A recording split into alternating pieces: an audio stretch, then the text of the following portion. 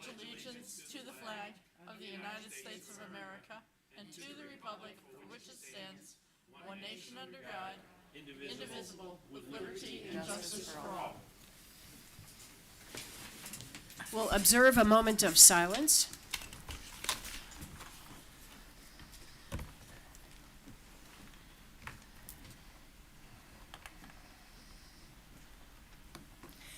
Thank you. Tonight we have a discussion, presentation of the fiscal year 2027 City Manager's proposed budget. Justin Strickland.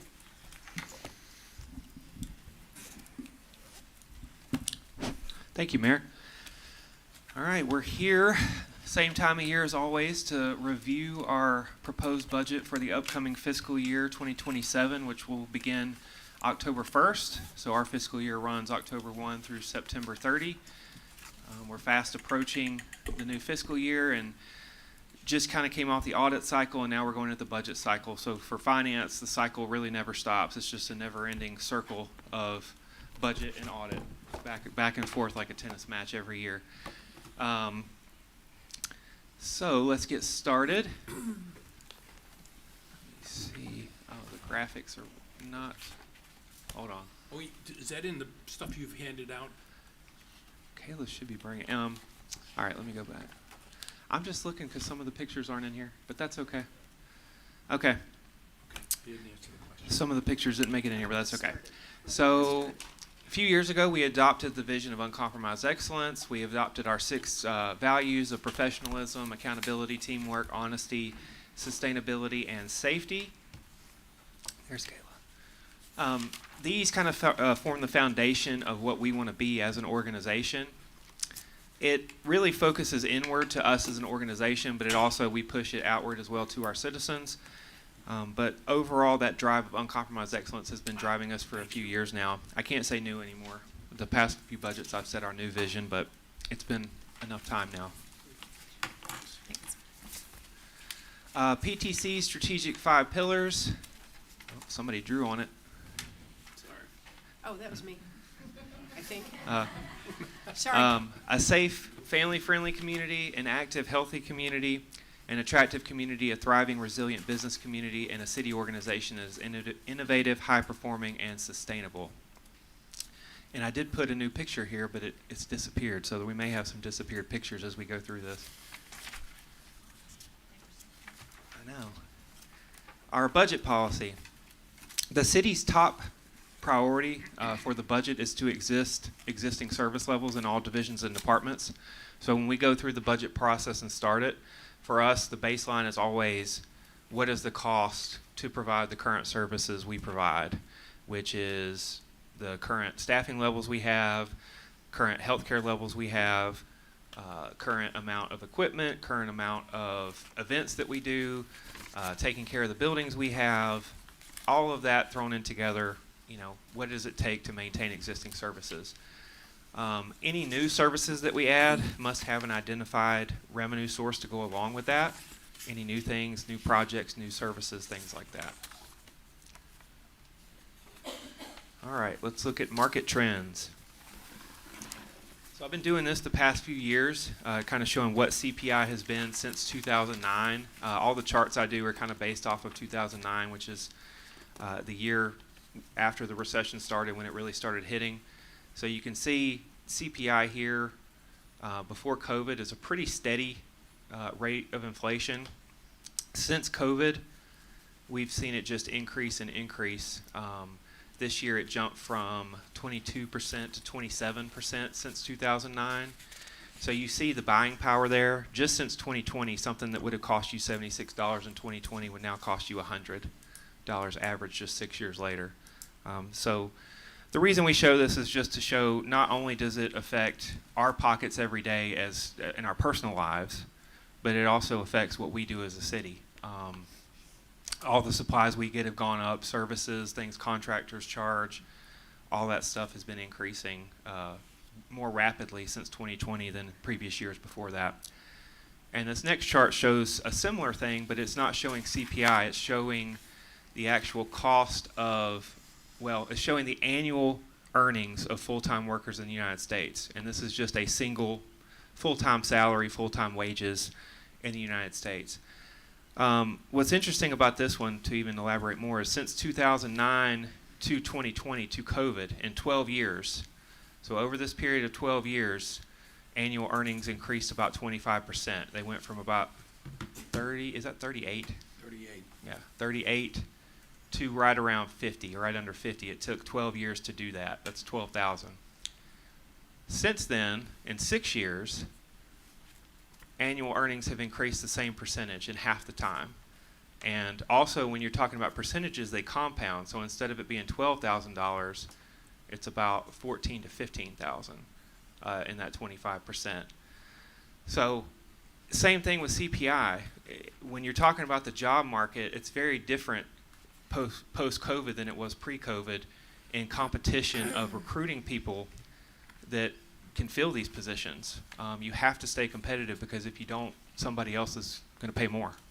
And that's not just true of the private sector, it's true of the public sector as well. We saw that a few years ago when we did our pay study, and we were seeing public safety issues with recruitment, and we have since solved that. We're still at a good hiring rate with that. We haven't had a massive, we have had turnover, but we haven't had a massive migration of employees and not being able to hire anyone to fill them. We've been able to actually turn over and rehire consistently. But I just want to highlight the importance of the market and where it is, and how important it is to keep up with that, to have good talent. All right, citizen to employee ratio.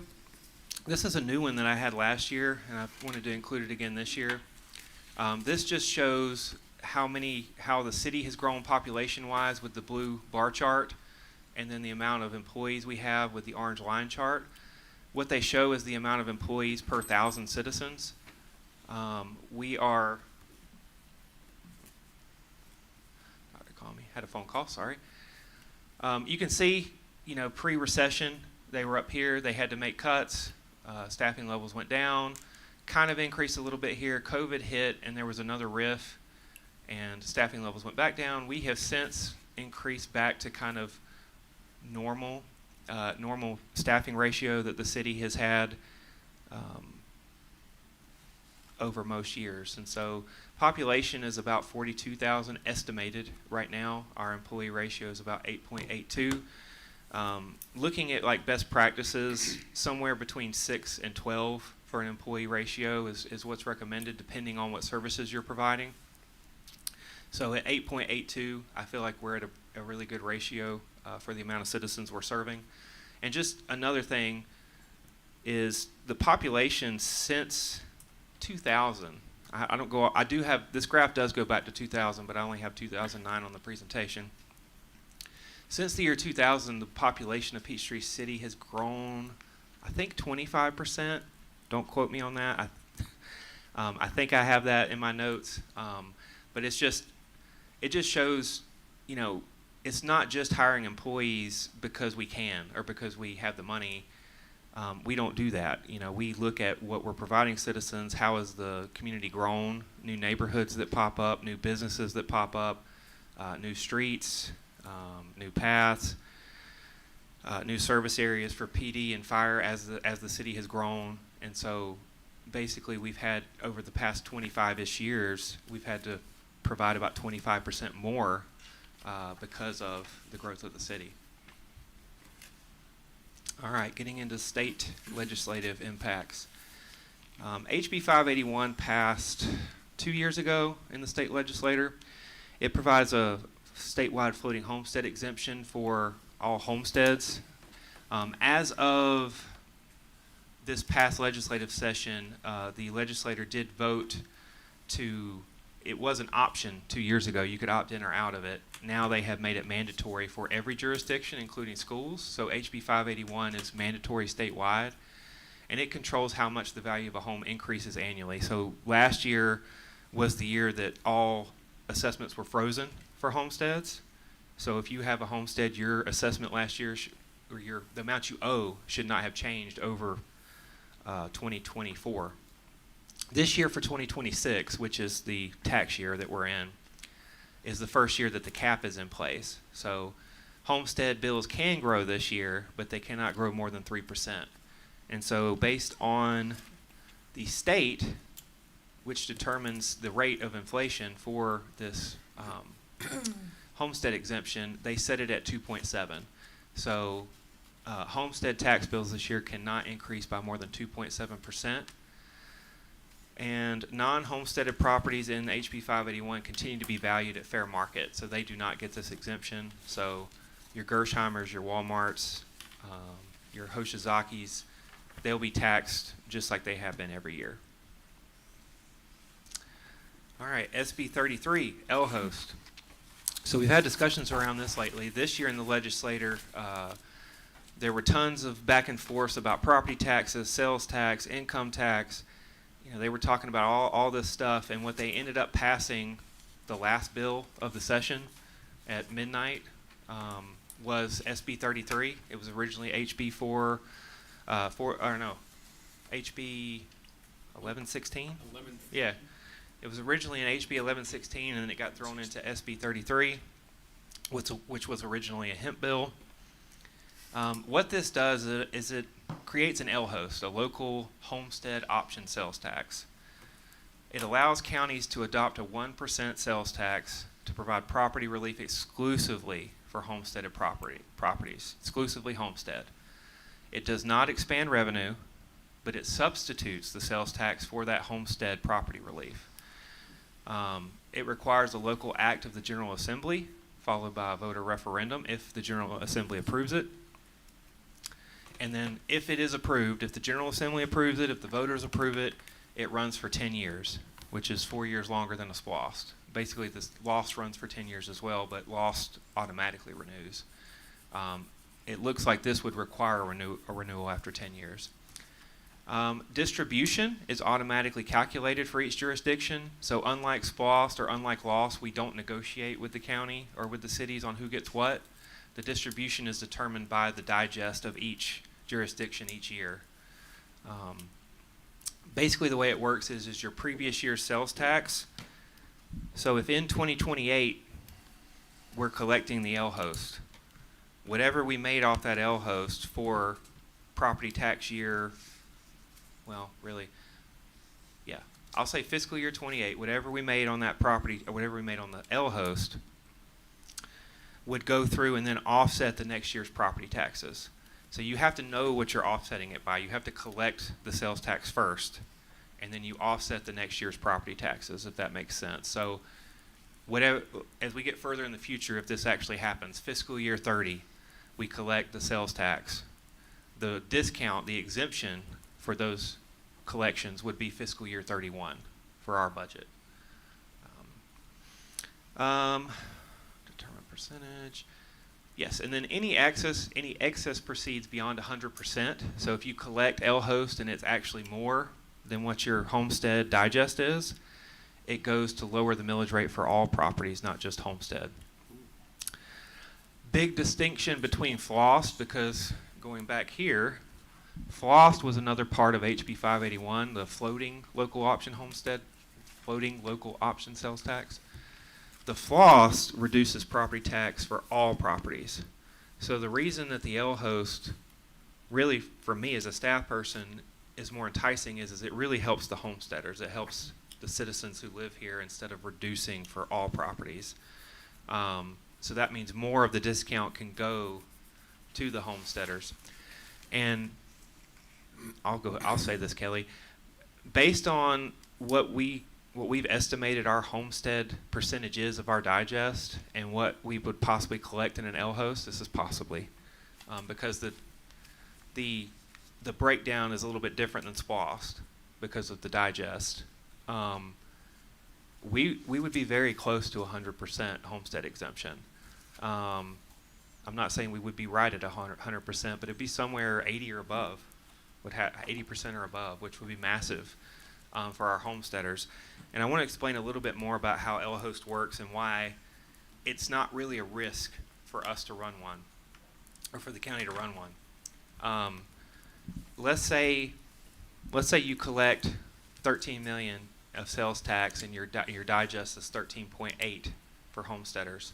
Then we would exempt that 13 million, and then what our homesteaders would pay is that 800,000. So they would have between all of our homes in Peachtree City, that'd be a very low amount for our homeowners. The next year, let's say we only collect 12 million in sales tax, which is very rare. It's very rare for sales tax to go negative from the previous year. Not impossible. Then that means, are we stuck with a deficit then? With LHOST, you would not be. So we only collect 12 million. Our digest is still 13.8, or maybe it's 14 now. Basically, the way it would work is we would still exempt that 12 million, but the exemption would be high. The exemption would be lower than last year. We would still tax the 2 million instead of 8. So basically, year to year, as you know what the exemption is going to be, the percentage for our homeowners changes. So if it's 100% every year, that is what it is. If our sales tax is outpacing homestead, it'll be 100% every year.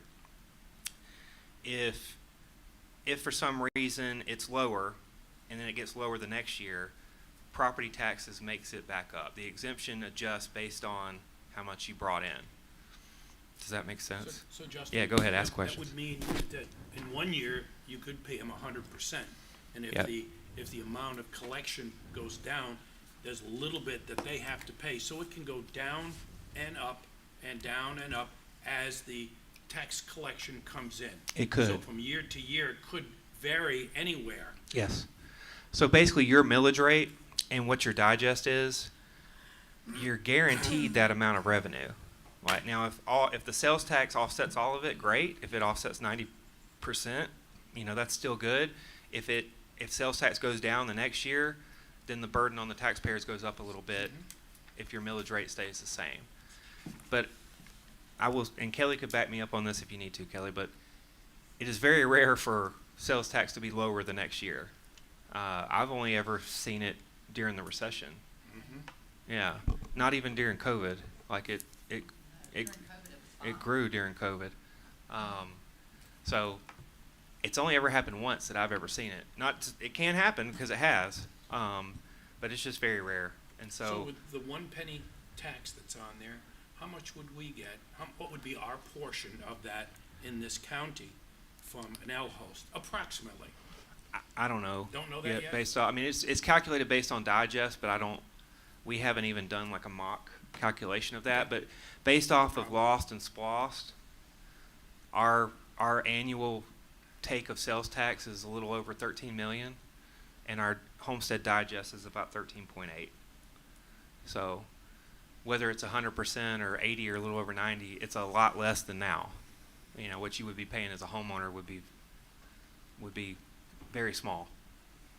And then you're publishing, hypothetically, that as a tax increase, even though it's a natural reaction to how much you collect in the LHOST. So say if you're collecting less, your millage rate goes up, we publish it as a tax increase. How would that work? No? No, the exemption would change. So no, we wouldn't. If we kept the millage flat, then yes, it would. If you keep your millage flat every year, you have to advertise it as an increase because you're not doing the rollback rate, right? So yes, if we did it that way, it's because we would still be taxing businesses and industrial the same, then yeah, we would still have to do that process. But as far as people's exemptions on homestead, I don't believe we advertise a tax increase because their exemption's changing. Like an exemption just changes. We don't advertise As of that. now, we don't have to. You don't have There's no to. telling what they'll require us to do down the road. Touche. Okay, thanks. Any other questions on LHOST before we move on? It's complicated.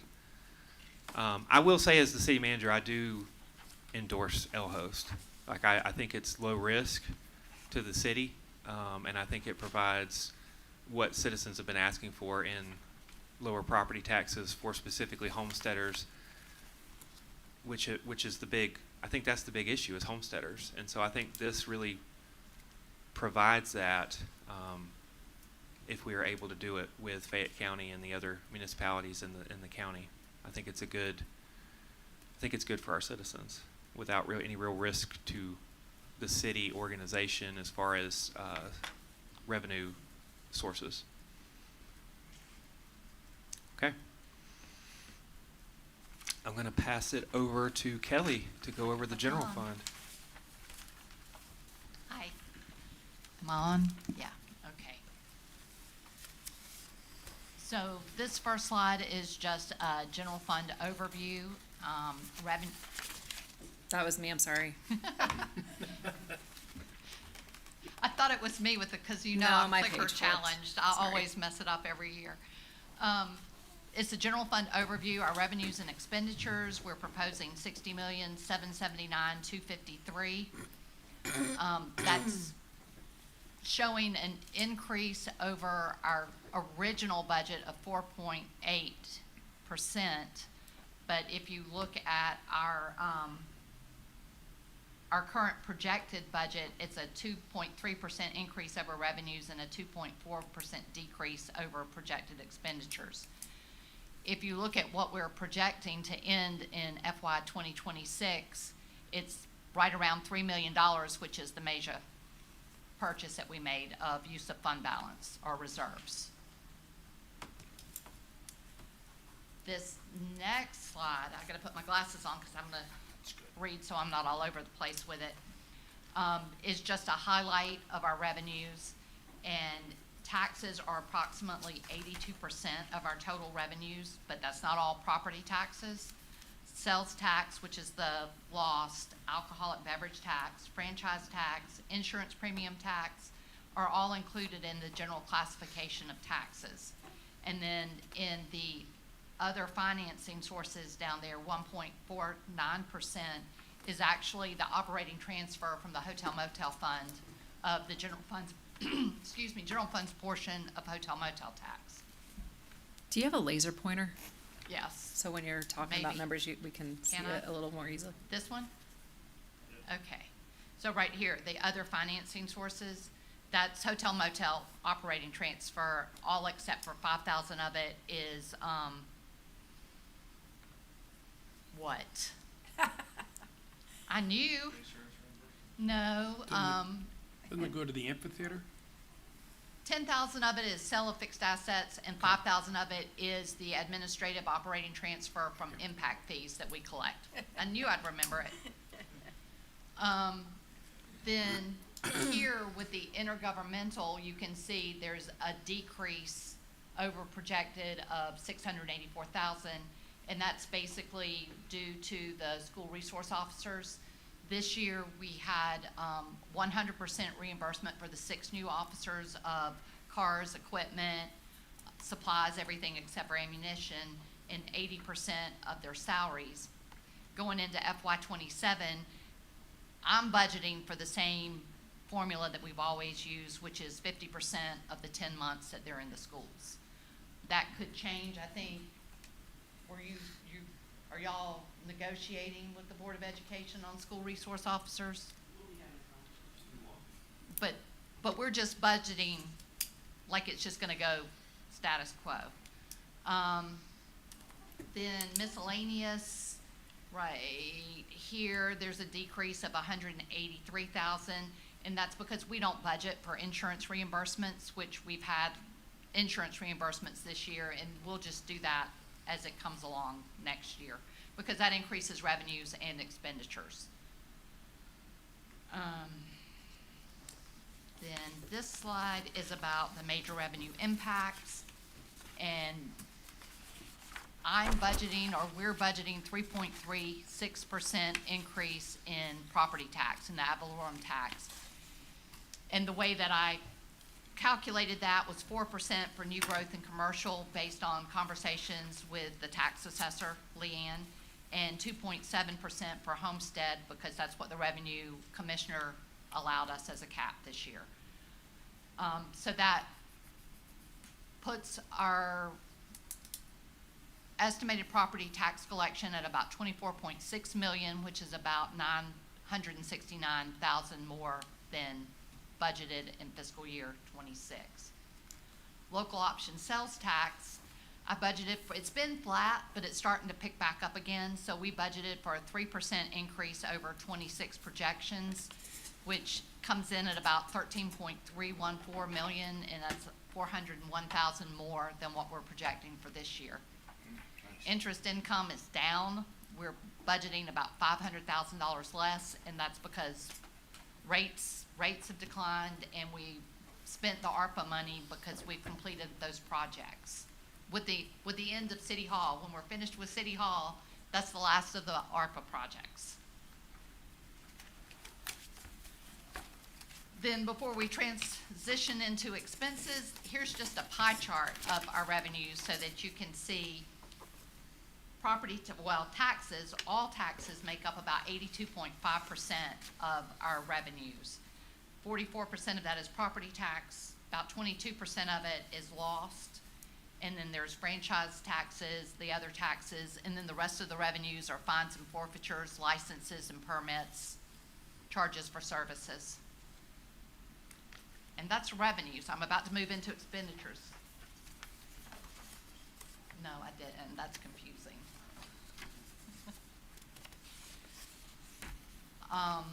And so that's revenues. Well, where is this slide?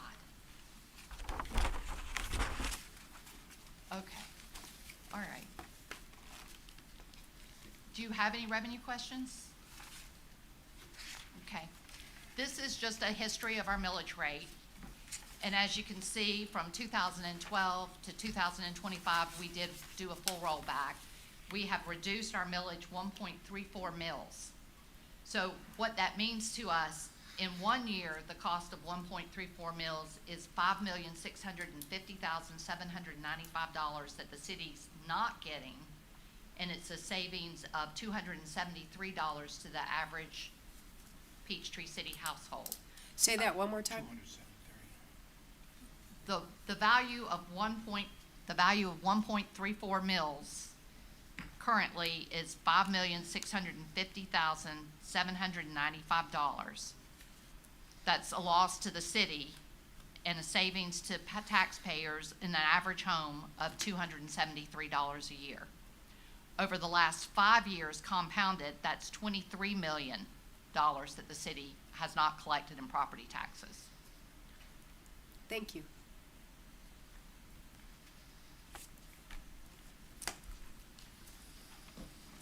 And these are our expense highlights. We have budgeted a 3% COLA, and we'll talk, there's a whole slide on that in a minute.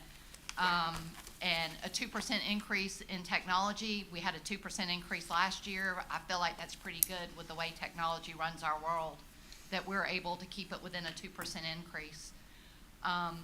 We budgeted some personnel, the last 3 of the firefighters. There's another slide that'll go into detail on that. We're trying to keep up with competition for ongoing labor, fuel cost, utility cost, and healthcare cost. This is the slide, this is Justin's slide, but this is the slide that shows CPI to COLA over the last, since 2022. No, since 2010. We stayed pretty neck and neck with CPI until 2022, but since COVID, we've slowly been losing ground. The 3% that we've proposed in this budget will keep us about 7% under CPI, but also know we're probably gonna come back mid-year, December, and if everything's going well with collection of revenues and finances, and ask for another 1% like we did this year.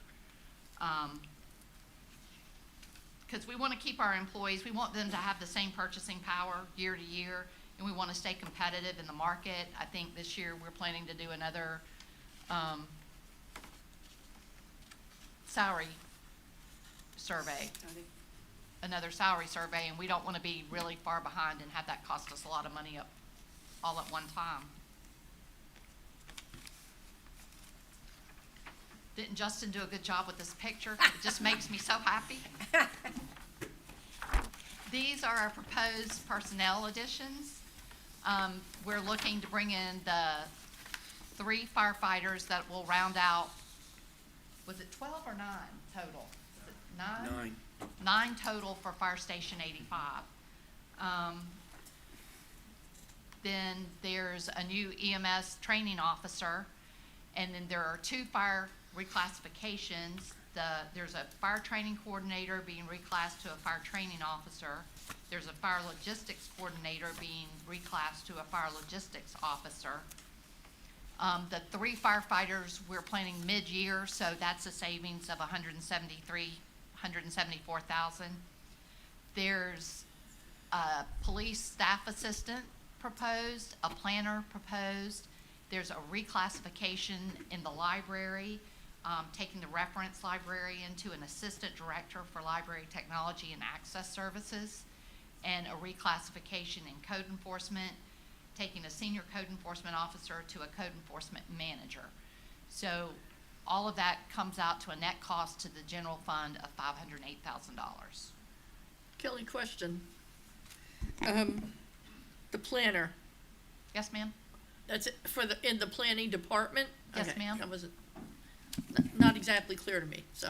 Sorry. And I will add, I'll add some context on the planner. When I first came in, there were 2 planners, plus the planning director, and one of the planner positions got riffed during the COVID stuff, and we've never brought that position back.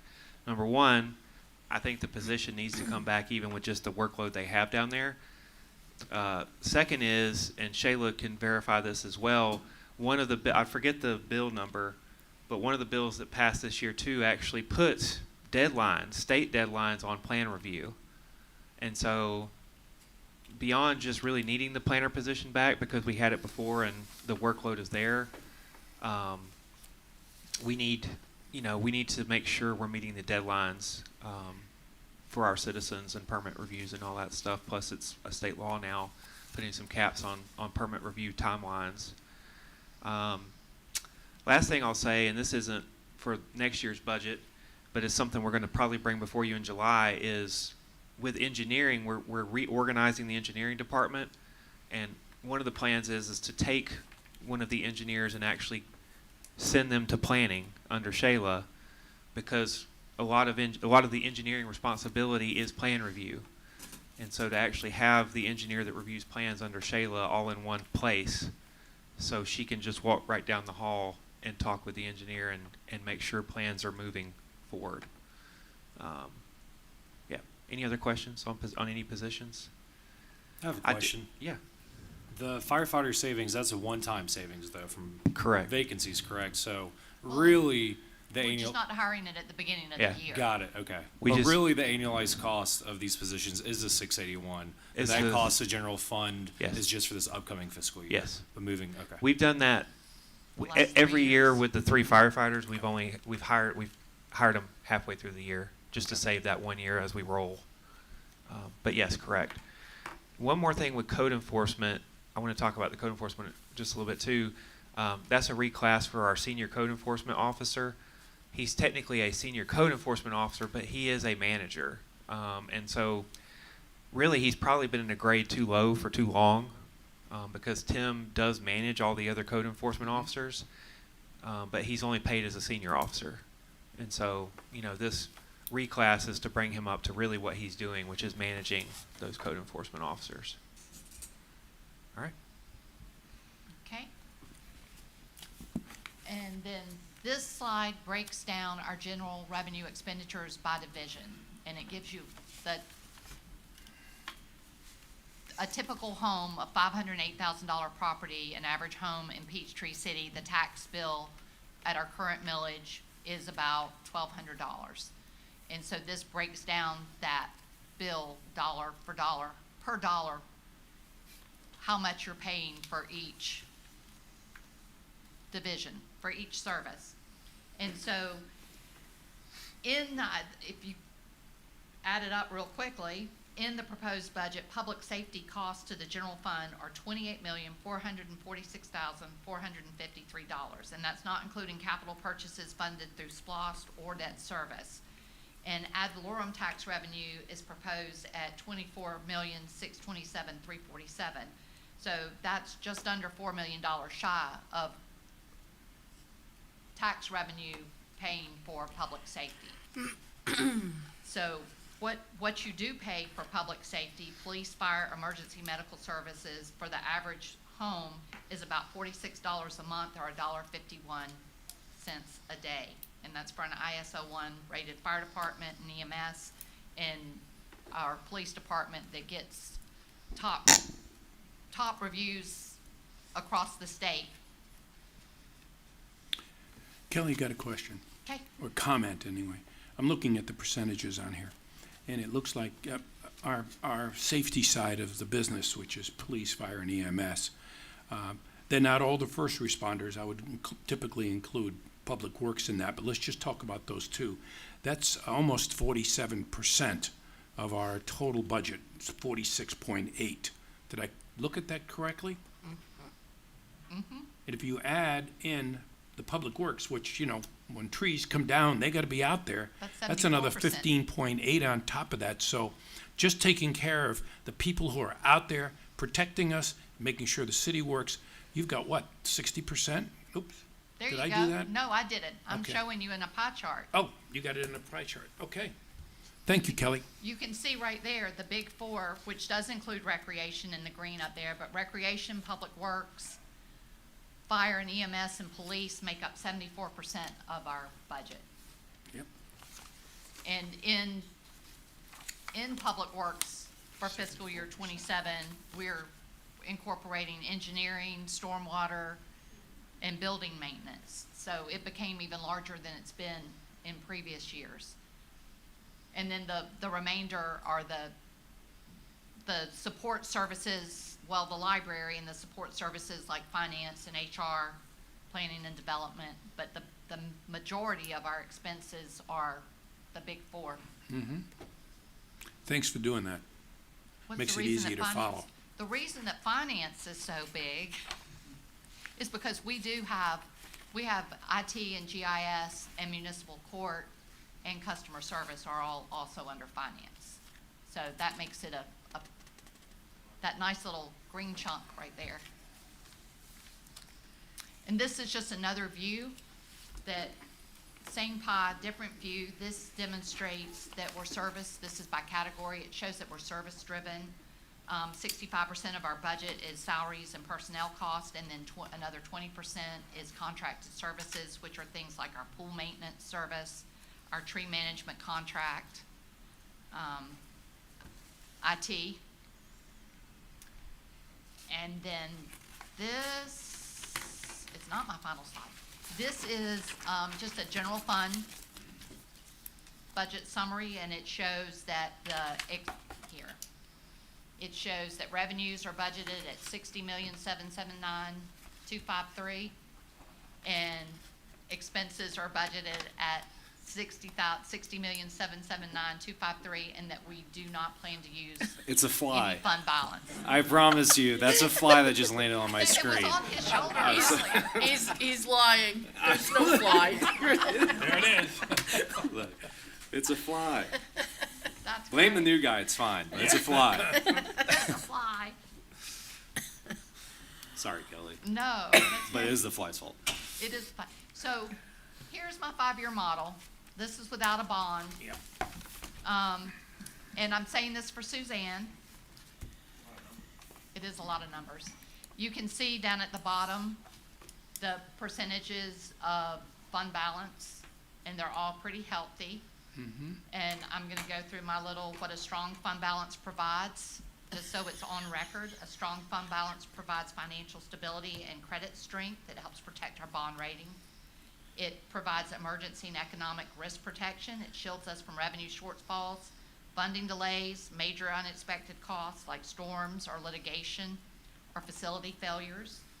It provides operational flexibility. It helps us avoid the need for cuts or tax increases during economic disruptions. It provides for capital planning and strategic investments. It allows cash-funded projects when advantageous and flexibility to grant match or buy property. It provides a lower borrowing cost. Credit rating agencies view a strong reserve favorably. And the bottom line is that maintaining a strong fund balance is not just conservative, it's strategic. It allows us to plan confidently, adapt to uncertainty, and preserve our financial strength for the long term. And having said all of that, the next slide, Do I get a rebuttal? well, not yet. You can after this one. This is my last slide, and this shows it with a bond and with a $6 million investment out of reserves towards our, police. Thank you, I'm not good at pointing. With a $6 million investment into our police renovations out of reserves, and then a facilities authority bond for a permanent structure over Kedron and the multi-purpose field at the Mead Complex. And as you can see, with those two things, it reduces our reserves down to 46%, and it stays about steady over the next 5 years. Will that affect our AAA bond rating? Should not, no ma'am. The 6 million in the center there, could you run that by me again? That's what we're taking, that's the debt That's- we're gonna go into for. Right. No, that's straight out of reserves. That's for the gun range and the renovations and the police department. And then the 1,064,000 is my best estimate on debt service on a 15-year, $11 million facilities authority loan. The bond is right here, Mayor, as the payment. Okay, the bond. And so the 6 million, one more time, is Cash reserves. what we're taking out of cash reserves for, The police department. Police renovation project. The 1,064,000 is for a $12 million bond Over 15 years. is for a 15-year, $12 million bond for the Kedron structure, the Mead multipurpose field, and then we have yet to figure out the third project. We probably would have between 1 and 2 million to do a third project. Kedron Pool, and what was the next thing you said? The Braylon? Did I say Braylon? Mead. You said I Mead, said but. Mead. You said Mead. I mix them up. I'm No, you sorry. did I say mix up Mead. Riley and Mead Braylon. and Braylon. Braylon multipurpose field. Thank you.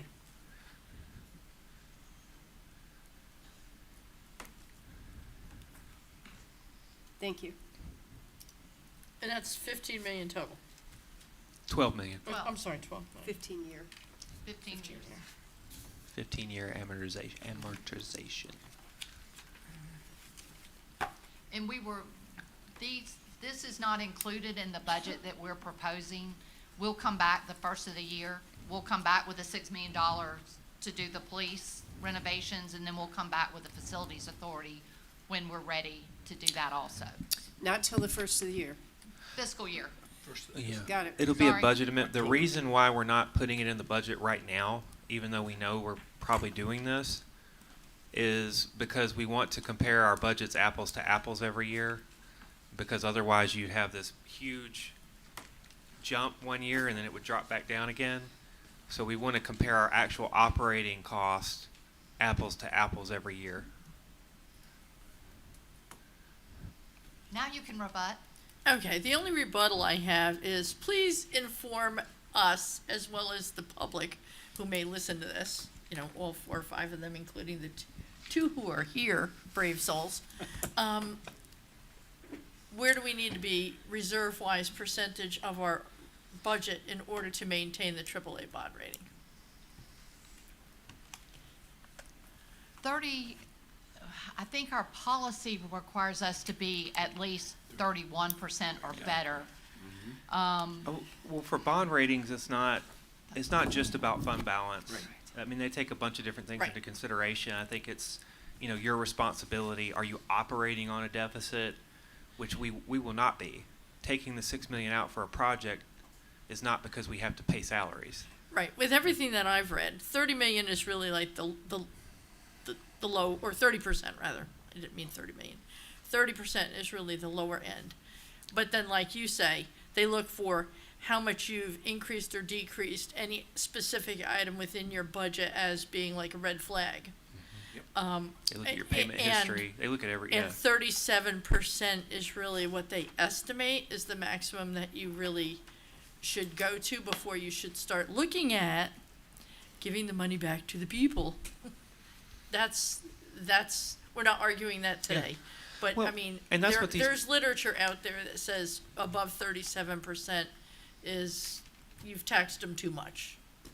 And that's what these projects I think are doing. You know, the 6 million for renovations at PD, we have to do it, and it's good that we have it, and it's a tangible asset to our city. I know it's not necessarily money in our citizens' pockets, but it's protection. It's you know, state of the art training for our police with upgrading this gun range, having the EOC for emergencies, renovating the current PD building, which is over 30 years old, probably approaching 40 years old at this point, for better operations, more storage. They're running out of storage for evidence. And then talking about, I know we've beaten the Kedron project into the ground, but the Kedron project, the Braylon project, those are tangible things that our citizens actually will be able to use. And so that's, you know, I think we are investing back into our community some of these things that our citizens will benefit with for decades to come. So I think it's a good time to do things like this, especially because I think we all have agreed we do want to have the fund balance go down some. So, and you see that the projection, and of course projections are just guesses, they're educated guesses. But if we do this, it holds steady in the 40s instead of keeping climbing again. I wish that these 2 pages, the without the bond and the with the bond, were not front and back where I'm having to Oh. yeah. Apologies. I will, yeah. Just a tactical error here on Yeah. We can print out. positions. We can print them out with no front. I know, I'm we can just print 'em saying, out I'm with no sitting front here and back. flipping back and forth. But the other observation that I would have made is that where you have the 5-year financial model without the bond, it's projecting that by 2032, you would have 62% in the fund balance. Correct. That's See, that without the kinda- bond. With the bond, it's less. Explain that. Well, because we're also spending $6 million of fund balance on the Okay. renovations for the police department. Okay. And we're taking on the debt service for the bond. Right.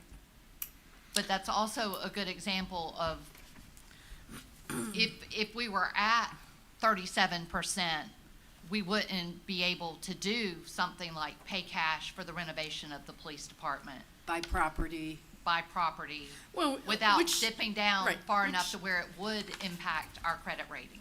you know, it was a relatively easy enough decision for us to make as a council to go ahead and purchase the Major building when we did for what we did, because we did have that fund balance. I get it.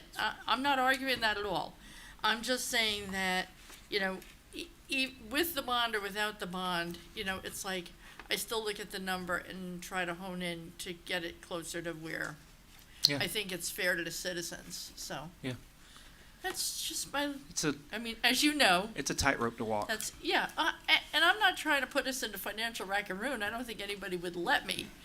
No. That's not the goal at all.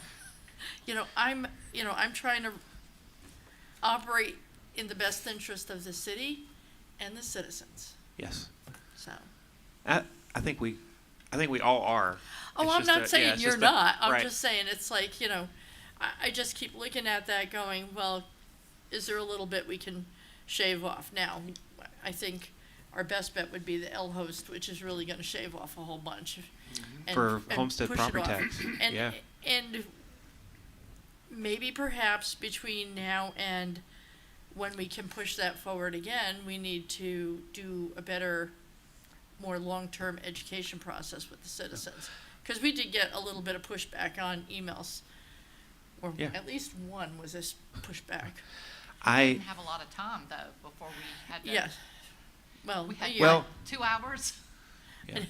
I know, well- no, I'm not, you can't educate the population in 2 hours and that's all we had. I got it, but Right. now to explain the difference between the L host versus some of the other forms of taxation or bonds or whatever, and what the advantage would be to the homestead, Yeah. properties.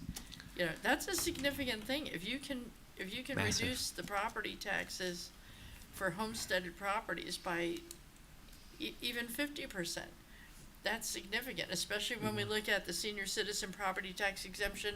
We bickered about for how long on the dais, and that really only amounted to a difference of about $179 per household. You know, so.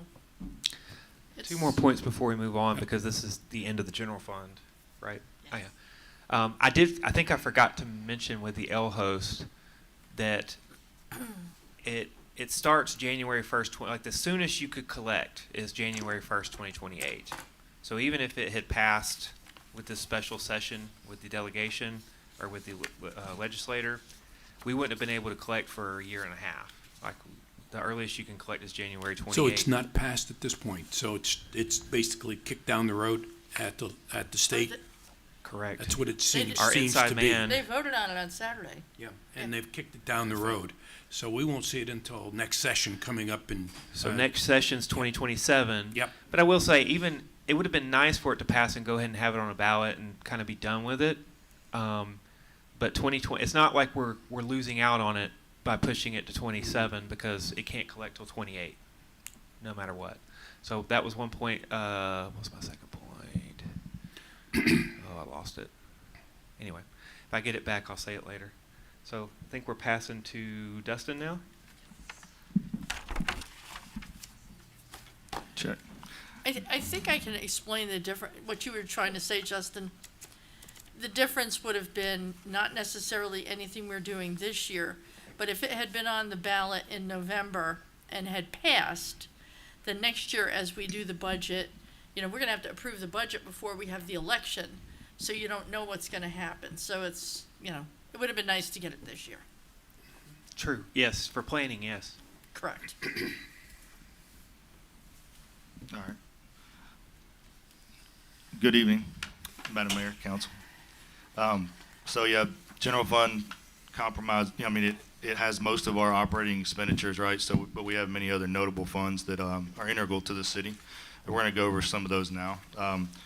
First, we're gonna start off with the amphitheater fund, which, as you all know, it's our 2,500 seat outdoor concert venue, locally known as the Fred, which holds many major concerts every year here in the city. It's an enterprise fund, so it operates like a business and is primarily supported by the revenue that it generates, and is not supported as much by taxes like other governmental funds. Profits earned at the amphitheater are reinvested into the facility each year to enhance the customer experience. And some of the most notable improvements recently are we replaced and upgraded 4 spotlights, upgraded concourse lighting, installed new perimeter fencing, upgraded the fiber network and security system, and replaced stage roof and stage ceilings. For the budget for the amphitheater, we're proposing it at $1.95 million. On the revenue side, you can see that that's charges for services at $1.59 million. And that's primarily from our ticket sales out at the amphitheater. Next, we have sponsorships at $255,000. We have a transfer from the hotel motel tax fund, which we're able to do that because this is a major tourist destination of the city. And then lastly, we have surplus carryover at $20,000, which is us reinvesting some reserves back into the facility. On the expense side, you can see the largest portion of this is $1.24 million. And that primarily has to do with what we pay our artists to come out and play at the Fred. Also, our next major category would be purchase and contracted services, which is just basically what it takes to operate the facility throughout the year. And then next, we have our personnel, supplies, and capital outlay and contingency. Capital outlay is where we reinvest back in the facility, like I mentioned earlier. And this year, we have some ADA upgrades to the restrooms out there. We also have, we're replacing, I think, about 100 or so seats, which we do annually. And then we're also doing some electrical panel upgrades and whatnot. So that's what that $100,000 is. I want to point out that there is no supplements from the general fund here, so it shows that the amphitheater is healthy and it's self-sufficient. We're not using any property tax dollars to uphold the amphitheater. Question for you on the program expense. Obviously, that's all the artists coming in, and with the costs that have gone up through the roof for everything, Yeah. including people coming, from other parts of the United States to perform here. Right. Have you seen a significant increase in that program expense for bringing in top-notch artists? Definitely. I would say I don't know the exact percentage, but it's definitely gone up for sure.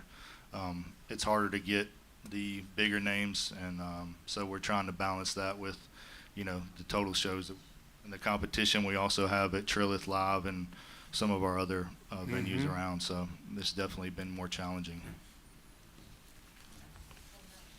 We do have 6 sold-out shows this year. We were looking earlier, and Are we doing business still with RCS? Do they still, what, it's called PTR. PTR? Yeah, RCS is part of that 3-company organization that we do business with. So yeah, Thanks. the other one is Fresh Ticks, and then the last one is Premier Productions. So, all right. Any other questions on the amphitheater? Next, we have our hotel motel tax fund. This is the city fund that we receive our hotel motel tax revenue in, and hotel motel tax is an 8% tax on short-term lodging, which includes hotels and short-term rentals. For FY27, the proposed budget reflects expected revenue of $2.367 million right there, which is a 3% increase over what we anticipate collecting this fiscal year in FY26. So that's what that is. While the revenue is collected in this fund, it's not spent directly here. Instead, the revenue is transferred out according to Georgia law. So you'll see that down here we have a part of the transfer out are these numbers here. So we are able to transfer 3% out to the general fund for general purposes at $887,000, and that's just due to what tourism does to our general operating budget of the city, right? We're able to use it for general purposes. The next 1.5% is for TPD, and that equals this 368, 861, and 75,000, which is 443, 861. So we're able to spend that amount on tourism product development, which is for enhancing our tourism facilities. Like parks and recreation facilities, or most notably like the amphitheater here, where we're transferring out $75,000 to the amphitheater, which is why we have it highlighted separately. And then lastly, we transfer out 3.5% of the 8% to the CVB, which this is the CVB's largest source of revenue, a hotel motel tax, but this is not the CVB's budget. They have their own budget that they will present to their board. And I have we'll a come question before you before guys. you move on. Yes. I heard that you say the hotel motel tax includes short and long-term rentals. Is there a breakout of, no, I see you shaking Just your short head. term. Just Yeah, short-term? Yes. Okay. Is there a breakout to what that has brought into the city at this time? If you don't have it, that's Yeah, I don't- okay. We put it in the same bucket, so I would need to do a calculation on that. We could get that if you would Just like. an it. interesting to see if it really has helped us at all. I believe it has. Yeah. Okay. That's what I was looking for, so you had the answer to the question. Yes, sir. Okay, thank you. All right, if y'all don't have any other questions for hotel motel, I'm gonna pass it off to Jonathan. But I want to hold the clicker. Okay, so next we're going to talk about the Stormwater Utility Fund. It's another enterprise fund that we operate. So with the completion of rate studies and the adoption of new rates, there's actual significant operating changes proposed to this fund. Some of those are notably 3 new stormwater positions. Also, we're going to start having the stormwater bills be included on the 2026 calendar year tax bill, and a pretty significant, almost 50% increase to pipelining and pipe replacement. The projected budget is about $4 million. And then this next slide kind of gives a better breakdown of where all the money's going. So you can see with the approved stormwater rates, fiscal year 27 revenues are actually projected to increase by approximately about 1.3 million compared to 26. And on the expenditure side, the most significant increases are in personnel cost of around 300,000, there's some capital purchases with the purchase of a new excavator under vehicles and equipment, and also a substantial increase, like we talked about earlier, with the infrastructure, which includes all your pipelining, pipe replacement items. So that's really where the bulk of it is, and right now we're projecting that budget to be completely balanced based on the revenue projections, that we would not pull any money from reserves from the stormwater fund, so, Where are reserves on this? Do we have any? yes. 3 million. So, Wow. yes. Before we go on, I think that earlier this year, after we made our decisions to increase the rates and put them on our property tax bills, I think I did a Mondays with the mayor on that, but I'm kind of curious to know if you think we should, I guess I'm asking you, Justin, if you think we should focus a little more, one more time on messaging to let our citizens know if we want to do a write-up.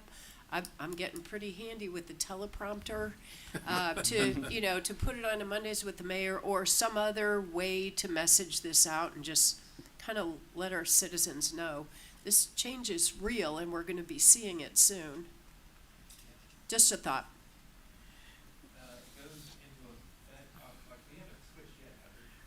No, I just wrote a check not too long ago, so, no. I knew it didn't for residential, but, businesses are billed monthly, That's correct.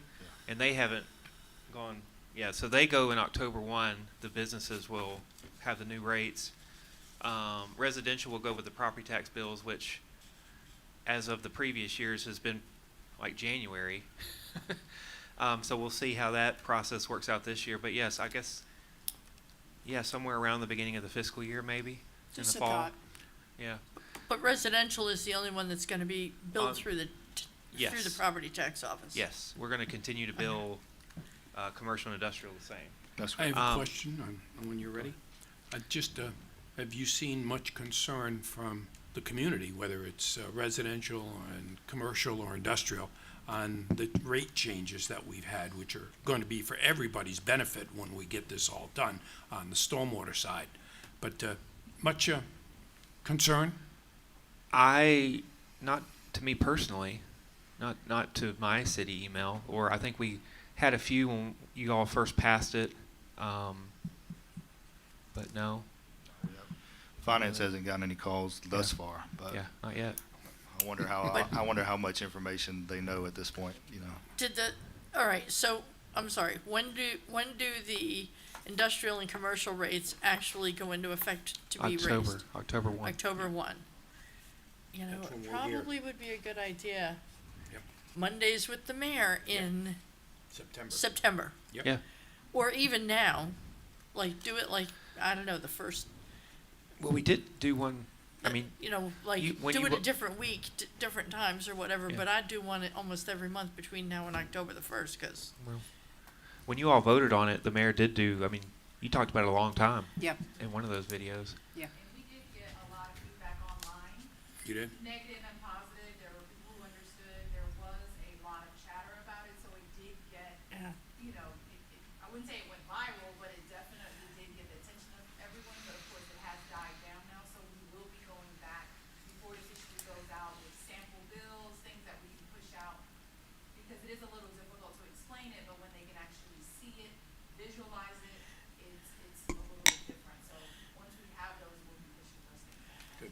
Yeah, my concern, of course, is probably the industrial ones can probably weather the storm, but some of the smaller businesses, that operate and have their own, own their own property, et cetera, obviously, they may not be budgeting properly for that increase, so. Okay. Telling them again is probably good. Yeah. One Thank you. note with the excavator, the excavator is a replacement. It'll be a new excavator, but it'll be a replacement of the current one that they have. Okay. All right. One more thing, we haven't talked about this too much, and we're not there yet, but At some point, there will be a discussion about a stormwater bond as well with these new rates. Not increasing them again, but taking out a bond with the new rates that we have to make payments on to speed up some of the projects that need to So happen. that's basically a cash flow to start feeding all the projects is Yes. really what it is. Yes, Okay, just wanted to mention that. yep. Okay, so are there any other questions before we move on from stormwater?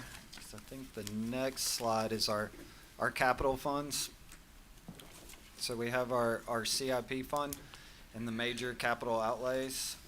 You can see the first four up there, the comprehensive plan, the grounds pole barn, battery way improvements, and then citywide facility improvements, which include some upgrades to the Public Works Admin Building, Glenlock burglar alarm, Glenlock roof replacement, Riley Field roof replacements, Riley Field electrical, and Station 81 LED conversions. Those are all under the citywide facility improvements.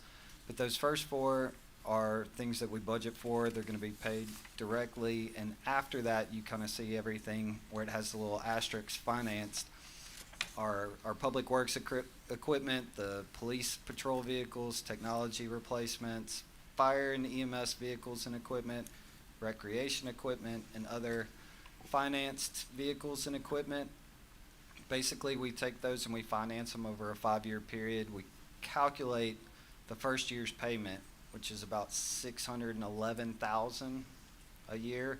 So we kind of maintain that as a revolving 5-year financing plan. Things fall off, things come back on.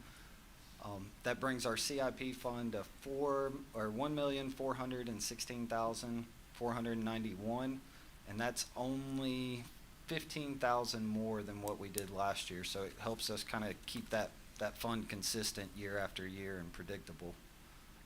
I got a question. You have a replacement of police vehicles, and you've got some other front-end loaders and things like that you're replacing.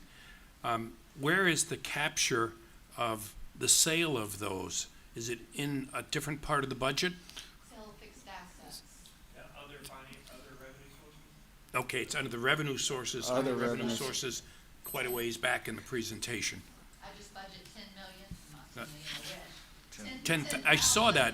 Last year was like 128,000 or something like that. Then all of a sudden it dropped down to 10,000. I just budget 10,000. So you don't really know what it is, and this is just a placeholder until you Right. actually get in to start selling that stuff, and then you adjust from that. I think this year it's already like at 265,000. Okay, so it's, Yeah. okay, so you've answered my question. It's being tracked in a different area of what we're seeing right now. It's further back in the documents. Yeah, GovDeals is not very easily, you're not able to predict how much you're going to actually gain. And some of those things, depending if we find other uses for them, they'll get reallocated to other departments or other places. So they may actually not get sold if they can be utilized somewhere else.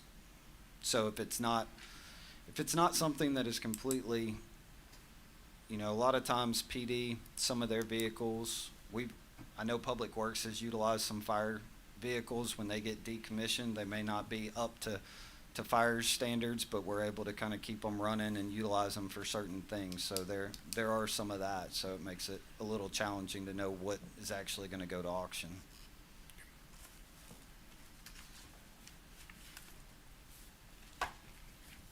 So were there any other questions on the CIP outlay? Sorry, you still in the mic. Notice the battery way improvements there.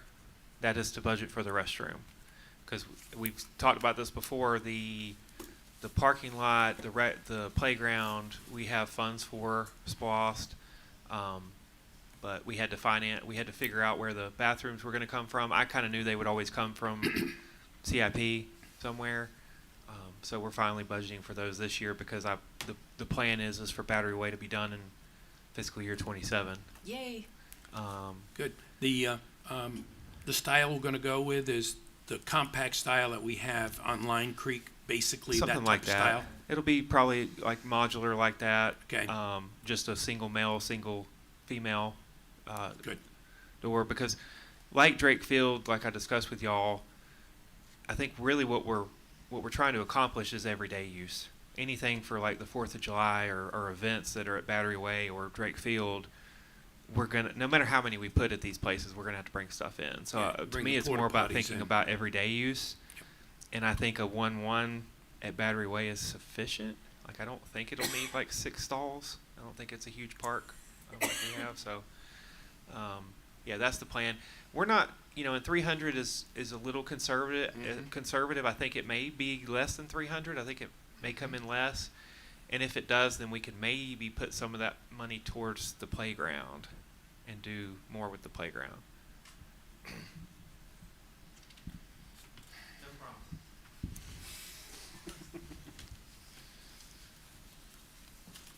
Okay, so now we'll move on to our impact fees.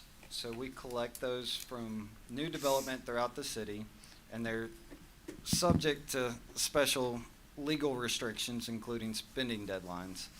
The funds can only be used for eligible improvements within designated areas, and you see those listed up there, the cultural/recreation, but it's specifically exclusively for new shared use pass or extensions of shared use, but it has to be brand new.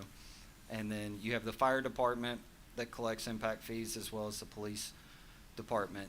And our total impact fees available this fiscal year is $3,161,000, which is actually about a decrease of $1 million compared to last year. So we have to spend these funds. It's on kind of like a revolving 5-year plan. What came in 5 years ago needs to be spent this year, and we're definitely doing that by reducing it. We spent $1 million this last year on impact fees, and that was primarily in the past. That's where that $1 million came from that we spent. And it's not for maintenance, is that right? This is only for new It things? can only be for new pass. So That's, is that a state law on impact fees, or is that our ordinance on that? that's the state law. State law, okay. And so, a couple examples, Mill Farms was impact fees when we did that extension. We've used some of it for the Sumner Path design, even though we haven't built it yet. And then also, North Hill was a big chunk of it as well. Good. Thank you. So if there's not any questions on this, I think I'm gonna pass it to Justin to bring us home.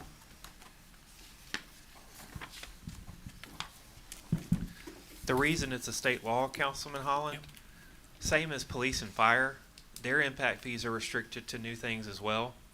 Like we can't buy a replacement fire truck with impact fees. We could only buy a new one, which is what we purchased the engine for Station 85. Right.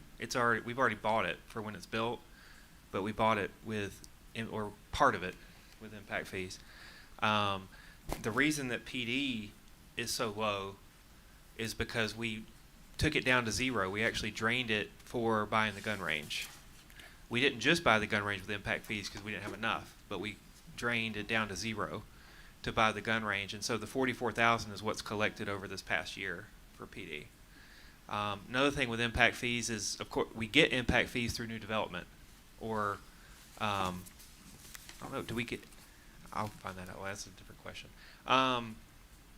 So the reason why they restrict it to new things with you get it from development is because the idea is that development is impacting your community. Right. So whatever that impact is goes towards the new things you have to do as these things develop.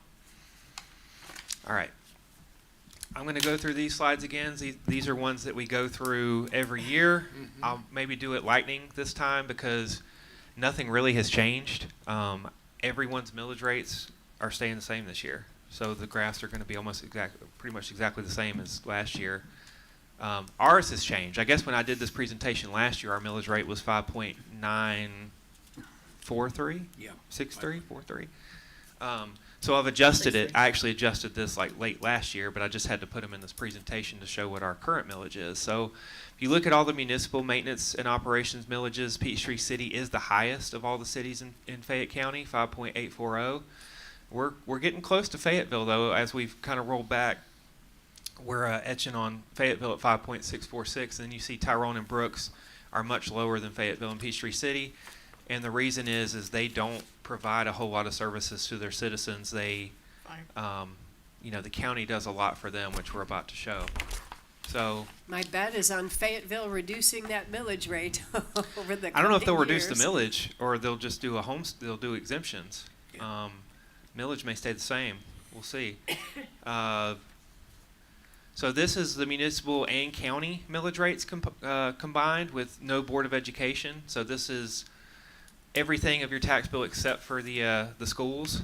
So when you actually put these all together, Tyrone actually becomes the highest millage rate because they do rely on the county for more services than we do that we provide our citizens directly. So the red here is the county fire tax, and the kind of peach color is the county EMS tax, emergency medical. We all pay the yellowish, which is the county M&O. That's for the courts, for the jail, tax commissioner's office, like all their kind of admin operations plus jail plus courts. We all pay that as county residents because they do those services. We don't run the jail. We don't do the courts. We do municipal court, but we don't do probate and superior. So we all pay the yellow, but when you take into account the fire and EMS, Tyrone's rate shoots up above ours, goes to 10.682. Fayetteville's also shoots above ours. Now, they don't use the county for fire. They do have their own fire, but they do use the county for EMS, and so that takes their millage above ours. The only thing we pay the county is the M&O rate. We don't pay fire or EMS because we provide both those things directly, so that keeps our millage rate below Tyrone and Fayetteville. And my argument would be is that we're able to provide those services cheaper than Fayette County is doing, and at a better quality as well. Question on yeah. that slide. I see that the 911 is a substantial portion of all of us, well, except for the county. Is all that based on population, or how is that calculated? Because I see that Fayetteville and Peachtree City are almost equal. Where did that come from? Are you talking about the purple? Yeah, that's the 911. Oh, I'm sorry, did I get the wrong color? Well, purple is 911. Okay, purple. Okay, so I'm sorry. It's the same I thought for everybody. I got some color blindness going on, guys. Sorry, I thought that was down at the bottom there. The purple, just like the maintenance, Yeah, is set for the whole county, so it's the same everywhere. Sorry, my mistake. They're all the same on the 911. I just misread the colors on this. That's my fault. That's okay. So what's your real question? Is it? Is it equal or not? Yes. And obviously, in the case of, now that they pointed out the top one is the amount, and we're all equal paying Yeah. the 911. The yellow is equal between everybody too. Yep. It may just not look it because they're stacked. The M&O, that's the what M&O. I'm calling the purple color. That is maybe blue color, but that's the one that varies obviously with the amount of maintenance and operation. Is that the one that's based on population, or The how is yellow? it? No, it's just based on what they need to operate. Their M&O, just like ours is based on what we need to operate. It's based on what it costs them to run the jail and run the courts and Okay. run their services. Like we pay for county roads too. Like they don't take paving county roads out because we pave city roads. We're all paying for county roads to be paved too because we drive on them. Good, thank you. Oh. All right. The reason why I separate this out and don't include the schools is because once you include the schools, it's hard to read the rest of it. Because the schools are the big blob. They eat up, when you get your tax bill, about 60% of your tax bill is the schools. And that's what I've always told people. Even, if we could do this L-host and eliminate homestead property taxes, that would be fantastic. But I tell people we could eliminate Peachtree City property taxes tomorrow, and on a $6,000 bill, you'd still be paying $5,000. We get about $1,000 of $6,000, and most of that, over $4,000 of it, is the schools, on average. The only thing this chart changes is just adding the schools in. The rankings and separation between all of them stay the same because just like the county M&O, the school M&O is the same everywhere. And one of the big points with this one, and I want to make sure I get it right. I have some numbers here. 1 second. Okay.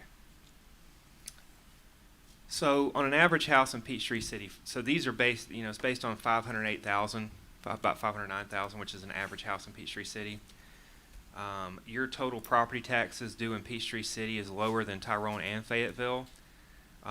Between Tyrone and Peachtree City, the difference is about $177 a year, and Fayetteville's in the middle there somewhere. Living in Fayette County is pretty close, no matter where you live, whether you live in unincorporated Fayette, Tyrone, Peachtree City, whatever. It cut off here, but per day, I'm gonna go per day, what you pay per day. Peachtree City, you pay $16.40 per day. Tyrone, you pay $16.88 per day. Fayetteville, you pay $16.85. Brooks, you pay $15.90. And Fayette County, unincorporated, plus Woolsey, because they don't have a millage rate, $15.27. So you're basically paying $1.13 more per day to live in Peachtree City. 2 years ago, when our millage rate was 6.043, the difference was $1.38. So it's gone down to $1.13 past 2 years. So we've narrowed that gap between what it costs. But basically, about $1 more to live in Peachtree City than unincorporated Fayette County per day.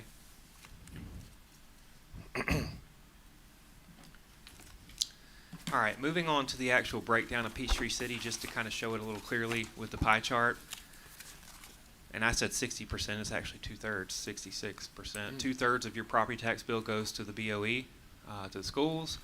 About 20% comes to Peachtree City, and there's that about 1,000, about 1,200. County, about 765, and then E911, 4273. And this is a property tax bill of $5,986 of an average house. That was based on that 508 that you just rattled off? You did. Oh, yes. Yeah, it's up there in It's on the there. subtitle. $508,000 Oh, property. there it is, okay. Taxes due of that So I property wrote would be it down on 5.9. the previous slide, okay. Yep.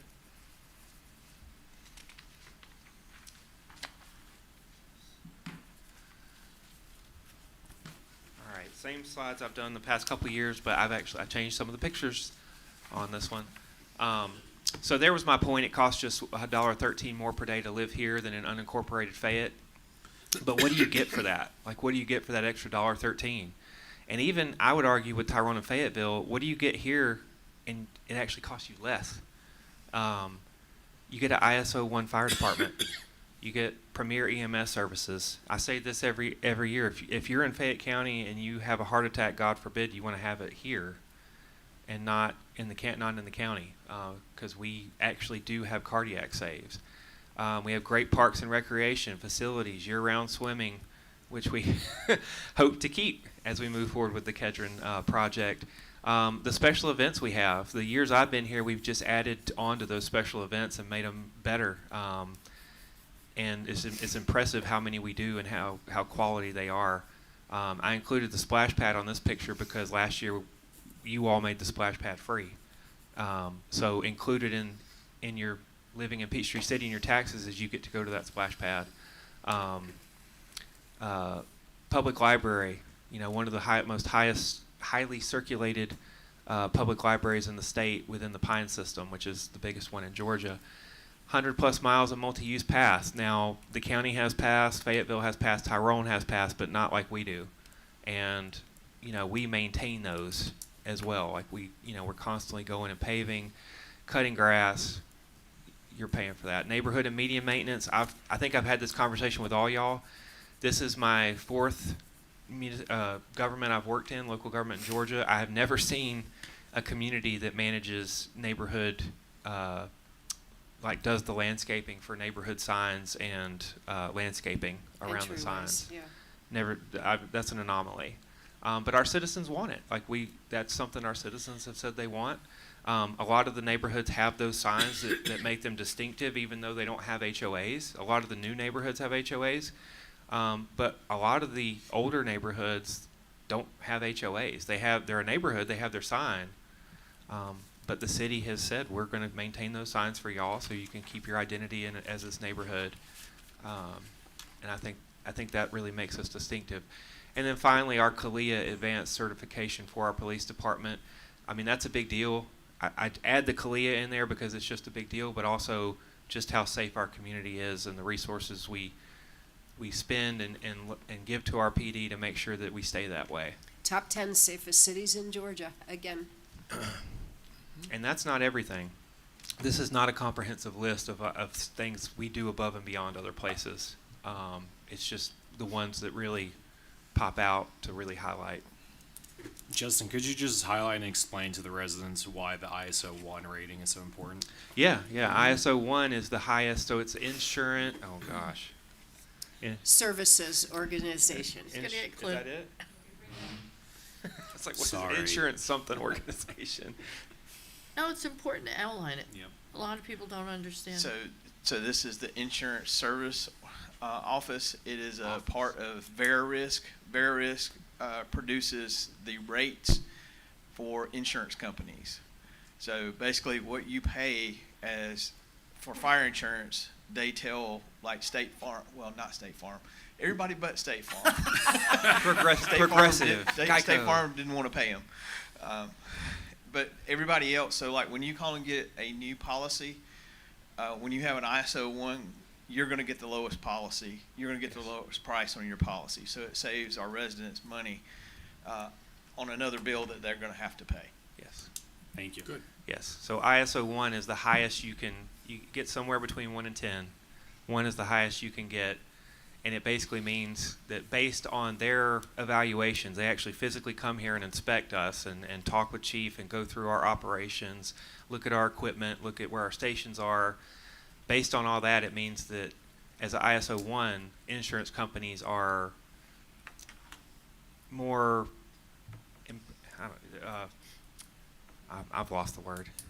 Yeah, we get cheaper rates because what we're rated means they have more assurance. That's it. That's what I was looking for. They have more assurance in that we can get there and put fires out. Like we have good enough fire coverage and operations to achieve that ISO 1 where the risk, basically they're more assured that the risk is less in Peachtree City, and it does save our citizens money.